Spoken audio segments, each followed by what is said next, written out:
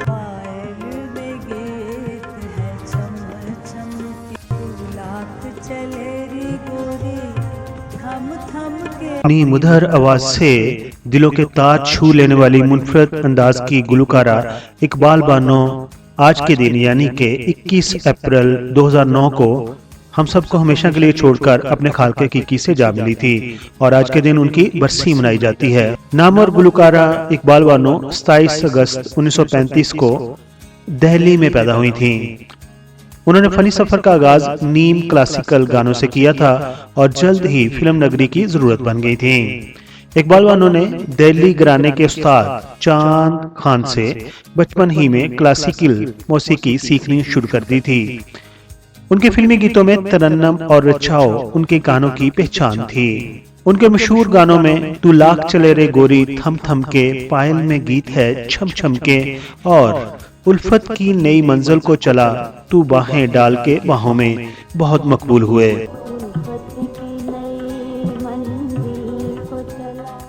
80 की दहाई में इकबाल बानो उस वक्त एक मुतासर कुन शख्सियत बनकर सामने आई जब उन्होंने जनरल जिया हुकूमत की जानिब से पाबंदी आयद किए जाने वाले गाने गाए और जिया ही दौर में उन्होंने फैज अहमद फैज का कलाम लाजम है कि हम देखेंगे गाया, जो कि पाकिस्तान में वकला तहरीक का तराना भी बन गया था।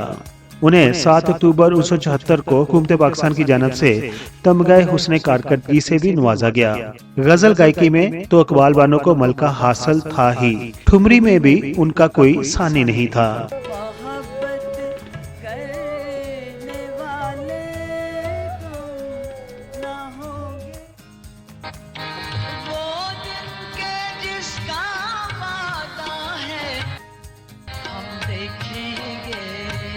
अपनी खूबसूरत आवाज से जादू जगाने वाली गुलकारा इकबाल बानो 74 वर्ष की उम्र में 21 अप्रैल 2009 को दुनिया फानी से कूच कर गई थी, लेकिन उनकी आवाज आज भी लोगों की समातों में रस घोलती है।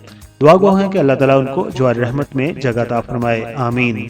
पीके मेगा वीडियोस के सब्सक्राइबर्स को इकबाल बानो की कौन सी गजल या गाना पसंद था, अपने ख्यालात का इजहार कमेंट्स बॉक्स में जरूर कीजिए। अपना बहुत सारा ख्याल रखिए। Thank you so much.